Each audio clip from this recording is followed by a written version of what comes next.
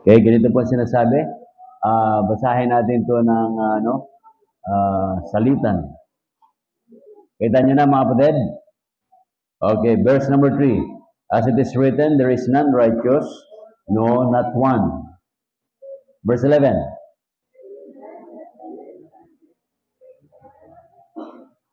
Verse 12, lahat po tayo.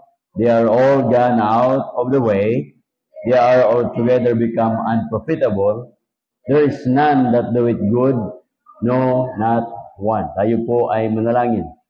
Our gracious and heavenly Father, we thank you so much for the reading of your words tonight. I pray, dear Father, that you are going to enlighten us, that we can fully comprehend, digest your words, namin po pag-aralan sa gabing ito.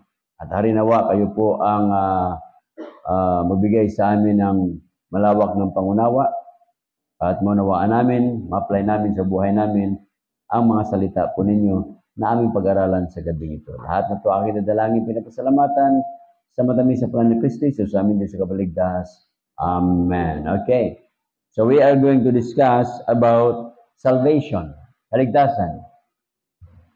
Ang kaligtasan, mga kapatid, sa Biblia, ang sabi po ng Banal na Kasulatan, verse 11, there is none that understandeth. Wala po. There is none that seeketh after God. Sulat na po yan ng Biblia na wala pong tao, hinahanap niya ang kaligtasan. Wala pong tao, hinahanap niya yung pangunawa na manawaan niya salita ng Diyos. Wala pong tao na kung saan ang nasa isip niya ay bigyan ng parangal ang Diyos, paano makarating sa langit. Although meron sigurong naghahanap na ganyan, pero sabi po ng Biblia, there is none that seeketh after God. Okay? Kaya pag merong tao sasabihin, nagsasaliksik ako sa Diyos, hinahanap ko ang Diyos, sabi naman ng kasulatan, there is none that seeketh after God. So wala po. Okay? Ngayon, yung word na kaligtasan, pag ikaw po ay nasa hospital, may sakit ka, ang tagapagligtas mo, yung doktor. Okay? Doktor ang tagapagligtas mo.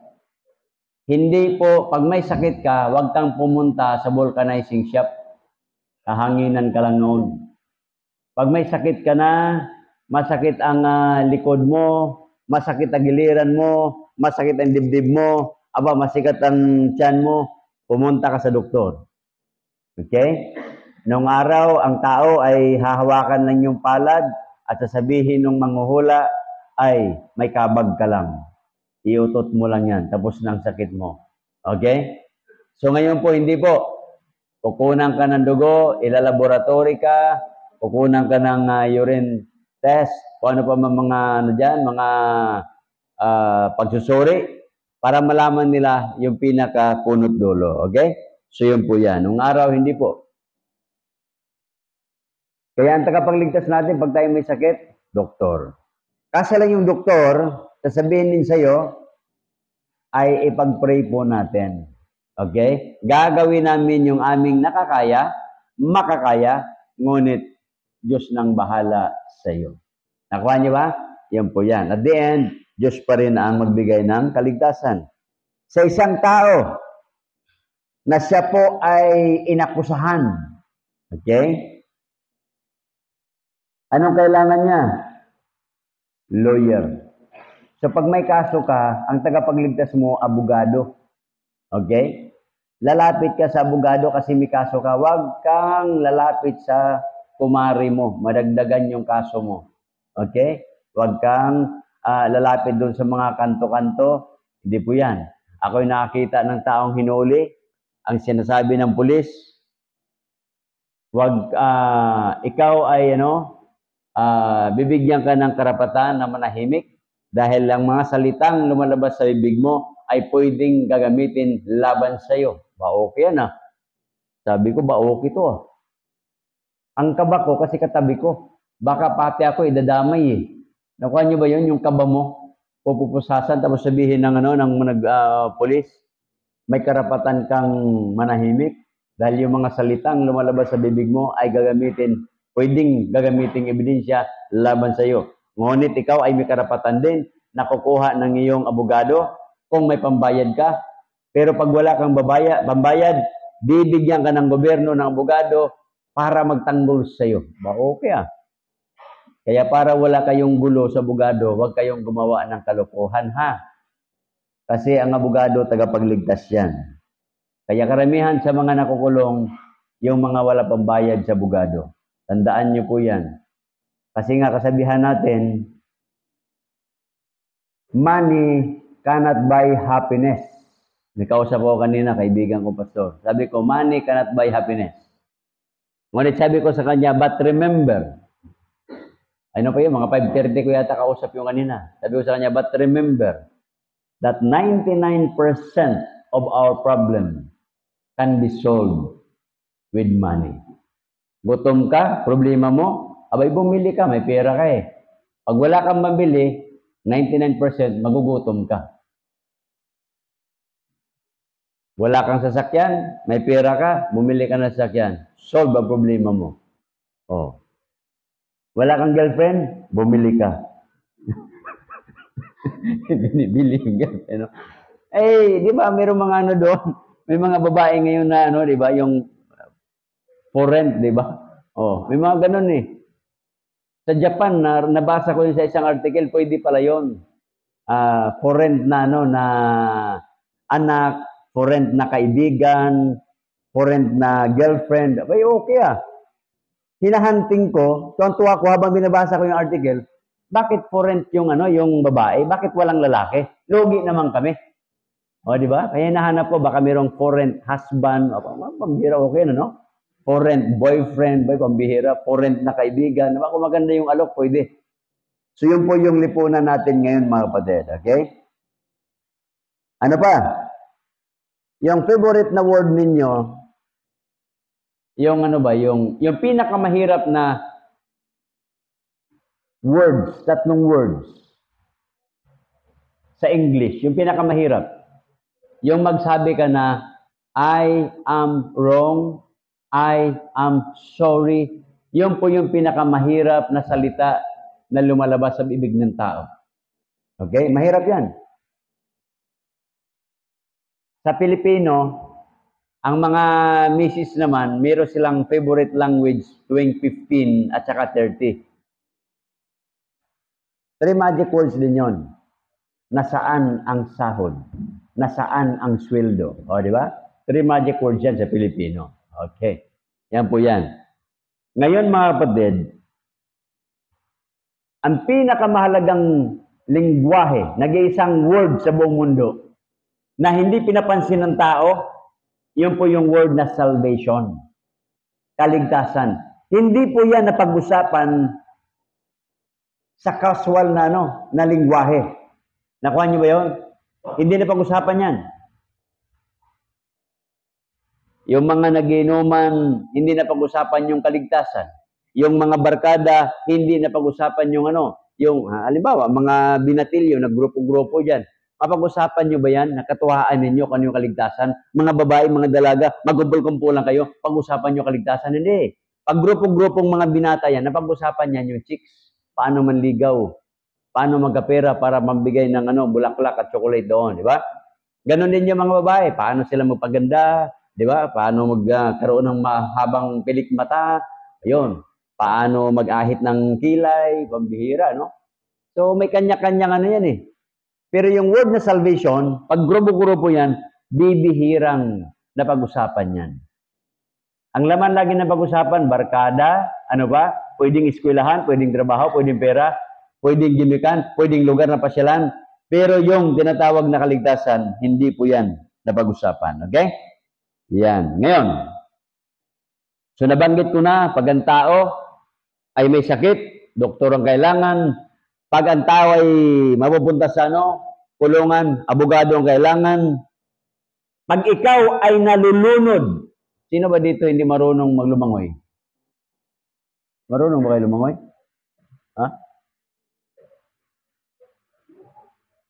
Sino dito marunong, hindi marunong lumangoy? Taas at kamay. Hindi marunong. Hindi kayo marunong lumangoy? Aba. Mag-practice ka, kayo, pag hindi kayo marunong lumangoy, pagka summer, yung swimming. Yan, may mga swimming, dyan. Kasi yung mga bata, kaya marunong lumangoy yan, pagka may baha kasi, tampisaw ka agad. Kaya natututo sila. Ikaw, nadidiri ka, hindi ka matuto maglangoy. Di ba? Hindi ka matuto lumangoy kasi nadidiri ka. Pero yung mga bata, my goodness. Noong last week, umulan. Yung kalye doon, pumunta sa eskwelahan ng mga anak ko. Sabi ko, dito nga ako sa kalye na ito kasi maraming, yung pinaka-main street nila, sabi ko, maraming sakyan. Doon nga ako, diretso ako. Nakko! Hindi ako makadaan kasi yung may tubig. Mababaw lang naman, ganun, gutter, di ba? Puno naman ng mga bata. Nagtampisaw yung mga bata. Hindi ako makadaan kasi nga, nandoon sila. Tuwang-tuwa sa tubig. Alam niyo yung tubig? Lumulutang yung diaper, lumulutang, lahat ng lumulutang, di ba? Lulutang yung dumi ng aso. Ah, grabe. Pero nandoon sila, masaya sila doon tampisaw. Ikaw ang pupunta doon, magkakasakit ka. Pero sila, hindi. Hindi nagkakasakit eh. Huwag lang mainom yung tubig. Kasi pag nainom, delikado. Okay? So yun po yan, mga budel. So pag yung nalulunod, anong kailangan niya? By the way, pag yung nakita nyo kaibigan nyo nalulunod, huwag nyong sagipin. Sabi, grabe ka naman, pasto, huwag sagipin. Pag sinagip nyo yan, patay kayo. Mamatay kayo. Gusto nyo halimbawa? Edmisa ba yun, mami? Yung unang membro sa Kasibulan, nagpastor. Samar ba yun? O basta sa probinsya, Visayas, nagpastor. Nagbautismo. Si Pastor Edmisa. Bautismo. Hindi pala marunong lumangoy yung binautismuhan. Nung magganon na, nabitawan, kakapakapa na. Hinila na ngayon si Pastor pababa. Nahawakan eh. Kasi gusto niyang makataas siya. O, kita nyo? Patay yung pastor eh. Tinanong ako, anong gagawin ko kung ako yun? At tutuluyan ko na. Pagkalublob,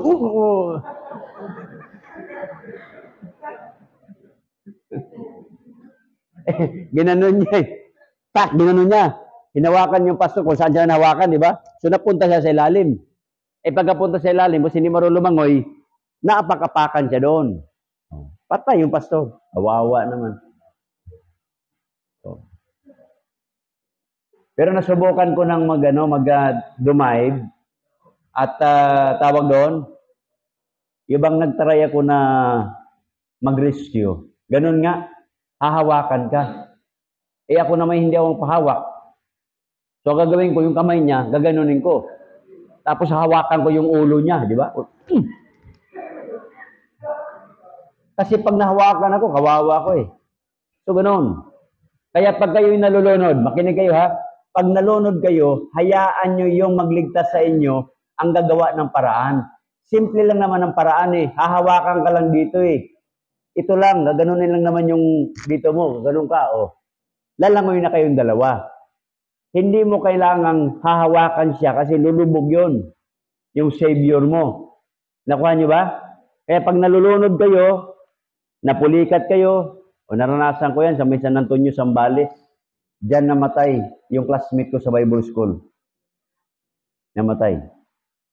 Pinulikat. Tapos sinampas ng malakas na alo, napunta sa malayo. Ang tubig niyan San Antonio, makinig kayo ha, ang tubig ng San Antonio, Zambales, pag ganon, tapos pa ilalim yung kared, palayo. So, ang feeling mo ngayon, akala mo dadala ka sa dalampasigan, hindi. Itutulak ka palayo. Naranasan ko yan. Lumangoy ako dyan, pinulikat yung kanang paa ko. Sabi ko, mayroon pang, kasi apat ang mo, gamit mo, di ba? 2 kamay at saka 2 paa. Pinulikat siya. Sabi ko, mayroon pang 3. Pinulikat din yung isa. Mayroon pang 2. Nako. Nanigas yung 2 kamay ko sa lamig. Oh. Kung hindi ka marunong mag-floating, yung bang titihayak at magpa-floating ka, mamamatay ka. So ako, nag-floating ako na ganon. Patihaya, hanggat sa makagalaw ito. Hanggat sa makagalaw dyan, makagalaw ito, hintayin mo kasi mga 15 minutes yan, huwag mo presahin. Pag pinirsa mo yung mga ugat mo, mapupunit yan. So, hayaan mo siya, yung technique niya, mula din sa pinakadulo, hanggang sa paano, ganon din sa paa. Huwag mong pilitin kung mga paa mo ay gumagano na, huwag pilitin. So, it will take time, mga 15, 20, hanggang 30 minutes. Nung medyo nakaano na ako, ang layo ko na.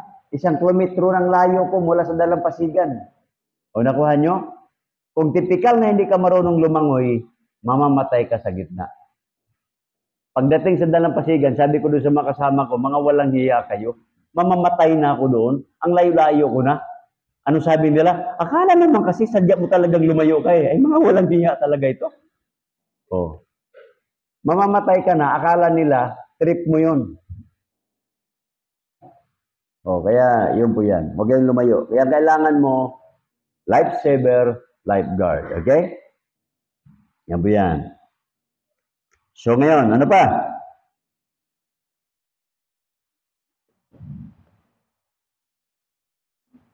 Bakit yung mga tao hindi maliligtas? Sige nga, magbigay kayo ng dahilan. Bakit yung mga tao hindi naliligtas? O Ricardo, bakit hindi naligtas yung tao? Ha? Matigas ang puso, bakit malambot yun sa'yo? Ha? Wala naman tayong makitang puso na matigas eh. Ang puso lang na kaya nating hawakan, puso ng baboy, puso ng manok. O, yun lang naman dalawa eh. Pwede rin hawakan mo yung puso ng ng isda. O, mas malambot yung yung puso, Ricardo. Yung puso ng ng dilis. Hanapin mo yung puso ng dilis. O, ang lambot niya. Gusto mo makita pa yung pinakamaliit na puso? Puso ng ng Pandaka pygmae. Hanapin mo na lang sa microscope. Ang ibig sabihin nito, whether big or small, ang puso ng tao, binasa na natin kanina, no one seeketh after God. Wala. Okay? Ito mo yung mga tinatawag na mga false hope of salvation. Ano-ano ito? Edukasyon. Akala ng tao, pag edukado siya, mapunta siya sa langit. No. Hindi yan. Kasi sabi ng Proverbs 14, verse number 12, there is a way which seemeth right unto a man, but the end thereof are the ways of death. Tingnan nyo ha. There is a way, Proverbs 14, verse 12, there is a way which seemeth right unto man, but the end thereof are the ways of death. Akala lang tao, tama yung kanyang tinahak. Kaya kita mo, nagpapatayan ng tao dahil sa relihiyon. Yung problema dyan sa Middle East ngayon, Israel versus Palestine or Palestine. Oh, kasi sila, tama yung relihiyon namin. Sabi naman isa, hindi, kami ang tama, mali. Nagbabangayan sila ngayon. Okay? Kaya yun po yung problema. Kahit din sa Pilipinas, sasabihin niya, itong relihiyon namin, itong church namin, tama po ito. Aba, minsan ako may kausap, sabi sa akin, Sir, tama po yung relihiyon namin. Sabi ko, liga nga dito. Paano na mapatunayan? Meron ka bang document or prangkisa nagpapatunay na totoo ka? Sabi ko, yung sakyan mo, original yan, may nakalagay doon, Toyota, kung ikaw ay may document. Patunay, bumili ka doon. Nakuha nyo? Malay mo, yung signage pala, pinagawa mo lang sa labas yan. Yung sakyan mo ay gawa mo lang, pinalagyan mo. Halimbawa, yung sakyan na to, pinalagyan mo lang dyan ng na bang magandang sa lagay dyan? Ha? Sakyan na nga yan, lalagyan mo pa Kawasaki. Minorder nyo naman. Ha? O, sabi ba, lagyan mo dyan, Jaguar. O, di ba? O, ang bihira. So, yung sign, hindi yan. O kaya Mercedes-Benz. Kaya hindi yun eh. Okay? False po yan. Education. Hindi po yan. Yun po yung nakalagay sa 1 Timothy chapter 6 verse number 20, 2 Timothy chapter 3 verse number 7. Another one, church membership. Maging membro ka ng church, ay tandaan nyo mga kapatid church membership cannot save you. Hindi makapagligtas yan. Huwag mong sabihin, membro ako ng church na ito, kaya ligtas ako. Hindi nagtuturo yung church na ito nang maligtas ka. Tandaan nyo wala tayong doktrina ng ganon, na pag umatin ka dito, maligtas ka. No, wala. Yung ibang simbahan, tinuturo nila na maligtas sila. Wala sa Biblia na yung church membership makapagligtas yan. Wala. Ano pa? Baptism cannot save you. Good works cannot save you. Ephesians 2 verse number 8. Sa yung gawa natin mabuti, hindi mapagligtas yan. Yung bautismo na banggit ko, 1 Corinthians chapter 1 verse number 17, hindi yan makapagligtas sa tao. Ano pa? Keeping the law. Lahat ng batas sinunod mo. Nung sinabi ng batas, bawal dumura, hindi ka dumura. Yung sinabi ng batas, bawal magtapon, sinunod mo. Yung sinabi ng batas, magbayad ka ng buwis mo, sinunod mo. Sinabi ng batas na ikaw ay magpakatinong tao, sinunod mo. Sinabi ng batas, huwag kang tumawid, sinunod mo. Pero hindi po yan. Kasi keeping the law cannot save you. Galatians chapter 2 verse number 16. Sa tradisyong relihiyon, confirmation, di ba kayo? Yung mga nakagis na natin, yung compel ba? May na-compel ba dito? O yan, nasampalin ka, di ba?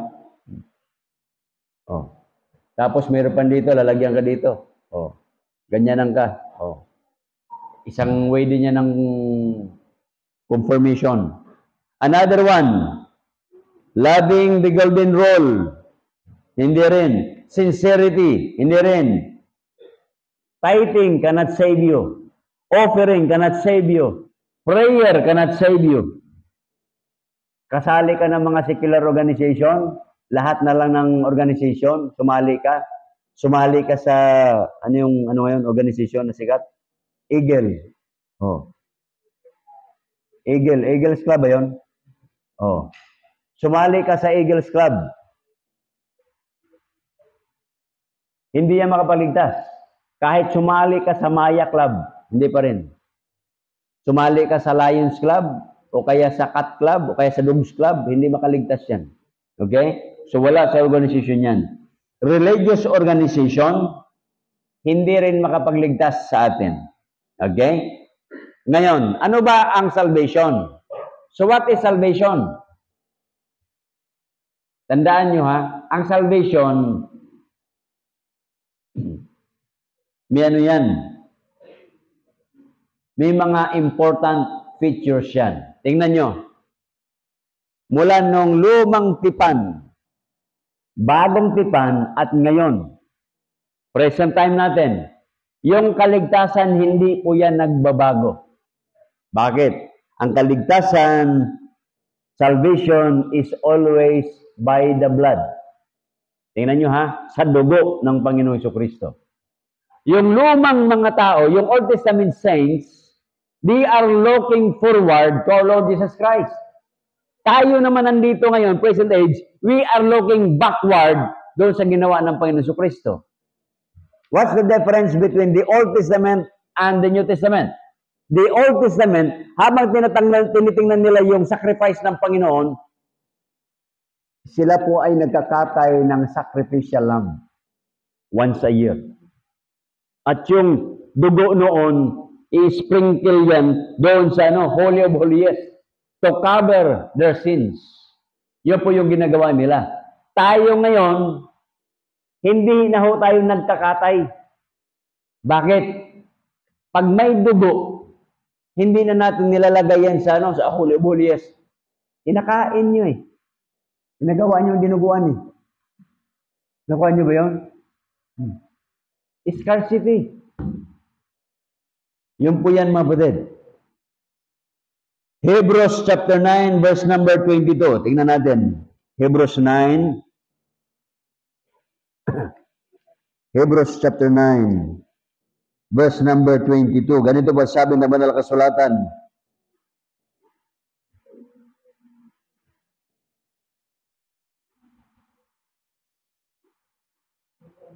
And almost all things are by the law purged with blood. Almost all things sa kalagay dyan, di ba? And without shedding of blood, there is no remission of sins. Kaya yun po yan, mga batid. Blood must be innocent. Kagaya ng Panginoon natin, blood must be shed and blood must be applied. Kaya yun po yan. Okay? Yun po yung kaligtasan. So, hindi nagbabago. Luma at ngayon, the same. Without shedding of blood. Another one. Salvation is always through a person. Ang kaligtasan, gagamit ang Diyos ng tao. Hindi ka maliligtas dahil kinausap ka ng anghel. Hindi ka maligtas kasi direkta kang kinausap ng Diyos. Maliban lang kay Apostle Paul. Pero si Apostle Paul naman, may inutosan pa rin ng Diyos, si Barnabas. Nakuha nyo? Tingnan nyo yan. Kaya dito papasok mga batid, yung saturation natin, yung soul winning natin, kasi nga po ang kaligtasan sa pamagitan ng tao. Tayo po yung source gagamitin ng Panginoon. Ikaw, ako, tayong lahat dito, tayo po yung gagamitin to connect the hand of that person and the hand of God. Ikaw po yung gagamitin dyan. Tayo po, mga batid. So, ulitin ko ha. Salvation is always through a person. Acts chapter 4, verse number 12. Ito po sabi dito, Acts chapter 4.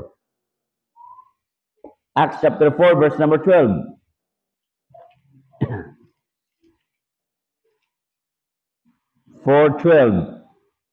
Neither is there salvation in any other, for there is none other name under heaven whereby we must be saved.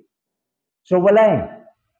Kaya ang ginamit dito ang Panginoong Kristo, the person of the Lord Jesus Christ. Noong panahon po ni Jonah, pupunta po siya doon sa Nineveh para maligtas yung tao doon sa Nineveh, ang ginamit po ay si Jonah.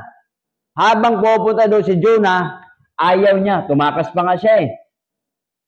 Noong pupunta natin siya doon sa lugar na yon, anong ginawa ni Jonah? Haba-haba ng lakbay niya, yung preaching niya napaka-iksi. Kita nyo?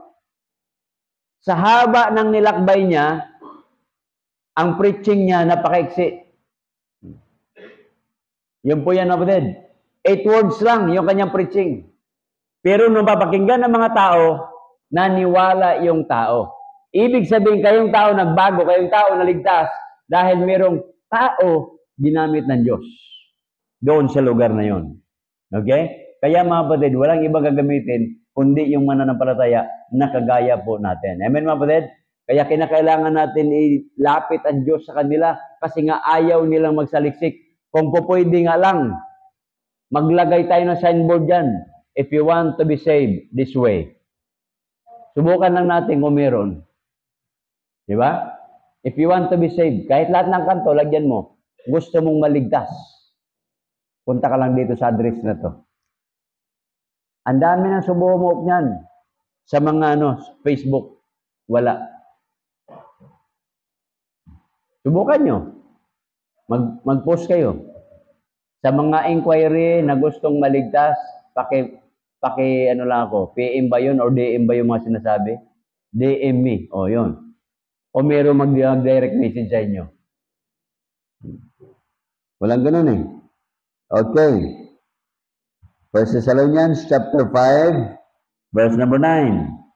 1 Thessalonians chapter 5, verse number 9. Ang sabi po dyan, For God hath not appointed us to wrath, but to obtain salvation by our Lord Jesus Christ. Okay? So tayo po yung naka-obtain. So nung naka-obtain na tayo through the person of our Lord Jesus Christ, tayo naman yung gagamitin ng Panginoon to reach out. Bakit through a person? Example, yung babae sa well, the woman at the well. Yung Panginoon, sinulwining niya yung nag-isang babae doon.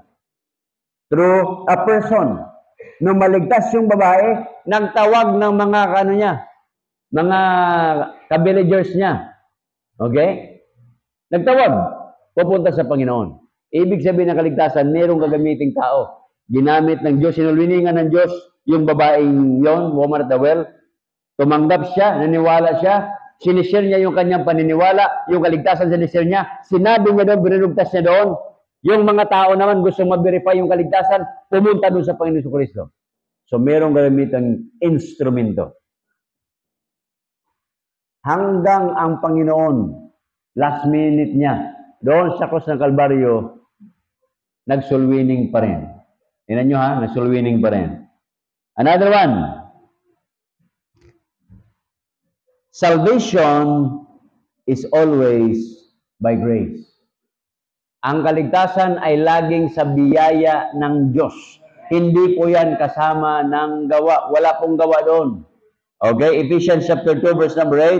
Ang sabi po dyan, for by grace are you saved through faith and not of yourselves or works. Hindi po sa gawa.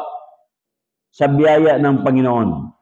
Titus chapter 2 verse number 11. For the grace of God that bringeth salvation hath appeared to all men. Hindi ibig sabihin, hindi kasali ang babae dito. Kasali. Okay? Generic yan. Men ang ginamit. Ngayon, mga kapatid, pag sinabi naman ng kasulatan, for the grace of God that bringeth salvation hath appeared to all men, talagang lahat ng tao, binigyan ng Diyos ng biyaya. Ang problema, kung tatanggapin ng tao, yung ibinigay. Okay? Yun po yan. Kasi alam nga naman, Kristiyano ka. Nag-pray ka kanina, Panginoon, magsulwining kami, pwede bang wag munang umulan sa pupuntahan namin? Eh kung yung Diyos, sasagutin ka, yung paglalakad mo, walang ulan, may araw. Tapos yung mga tao ng believer, may ulan sa kanila. Ano na mangyayari sa buhay natin? Habang naglalakad tayo, maaraw, ano? Tapos yung katabi mo, mga kasalubong mo, bakit may araw sa iyo, sa amin, mga ulan? O, di ba? Yung gulo ng sibilisasyon. Nakuha niyo ba yun? Kristiyano ka. Hindi ibig sabihin, dahil anak ka ng Diyos, special ang offer sa iyo ng Panginoon. Special ang treatment sa iyo. Alangan naman, tag-ulan ngayon. Magtanim ka ng ano? Ano itatanim mo? Tag-ulan. Mais. Ay, hindi mabubuhay yun. Patay yun. So, ibig sabihin, ang Panginoon, yan ba yan believer or mga anak ng Diyos, sisikat ang araw, pari-pariha sa kanila. Babagsak yung ulan, pari-pariha sa kanila. Okay? Yun po yan, mga kapatid. Fair. Kaya ang kaligtasan din, yung biyaya ng Diyos, darating sa lahat ng tao yan. Ang problema lang, yung puso ng tao, kung tumanggap or hindi. Okay? So, tapusin ko ha. Ang kaligtasan ay sa magitan ng dugo ng Panginoon. Pangalawa, ang kaligtasan ay sa magitan ng tao. Gagamitin ng Diyos ang tao, walang iba kundi ikaw yon. Ako at ikaw ang gagamitin ng Diyos. Kaya meron tayong soul winning na ganito. Kasi gagamitin tayo ng Panginoon, mapalalahanan yung tao. At yung tao na yun, kung lubusan niyang tinanggap Panginoon, ay makasama natin yan. And last, salvation is always by grace. Sa biyaya ng Panginoon. Hindi po yan salvation plus, ang tawag doon, acceptance plus good works. No. Biyaya lang ng Panginoon. Tumayo tayo po yung manalangin. Our Heavenly Father, we thank you so much sa mga palaala po ninyo namin pong narinig sa gabing ito. Mga palaala na kung saan sa buong mundo, napakaraming tao Presently, we have almost 7+ billion at very few. Christianity is 2 billion around the world. Among the Christianity, napakakunti lang yung mga taong nagsaliksik, naniniwala ng Biblia. Father, yung ginagawa namin, ito'y utos po ninyo to teach people according to Matthew 28 at makakilala sila sa inyong paanan. At kayo may pangako, ang sabi po ninyo, ye shall receive power. So Father, bigyan niyo po ng kapangyarihan, courage, wisdom, knowledge, ang mga anak po ninyo, habang kami po ay kumakausap, nag-share ng inyong salita. Na yung salita po ninyo ay manahan sa puso't isipan ng mga taong makausap na. Kapatid, there is always joy in winning souls. The Bible speaks that you will be wise. You will shine as the stars in the firmament. If God has something for you and God's speaking to your hearts right now, you want to commit your life in area of soul winning. Sabihin mo, Panginoon o Diyos, tulungan niyo po ako, makaakay pa ng mga kaluluwa. Ibigay niyo po sa puso ko na maraming kaluluwa ang maakay ko. Ilagay niyo po sa puso ko yung pag-ibig, yung passion na maakay pa. Maari yan ay kaibigan mo, maari yan ay kaklase mo, maari yan ay mahal mo sa buhay, nanay, tatay, o kapatid mo, o kaibigan mo. Ipanalangin mo sa Panginoon. So if God has something for you, and God's speaking to your heart right now, you are free to come, kneel down, and talk to the Lord in prayer. Dahil marami pang kaluluwa, marami kang kaibigan, kamag-anakan, loved ones, friends, na hindi pa nakilala sa Panginoon. At kailangan nilang maakay, masyera ng salita ng Diyos. So why not pray for them? Lumapit ka at panalangin mo sila. O kaya naman isuko mo ang buhay mo. O kaya naman nais mo ng kalakasan, power, courage, to do soul winning. Sige po mga kapatid, maaari kang lumapit, manikluhod, kausapin mo ang Diyos. Ngayon.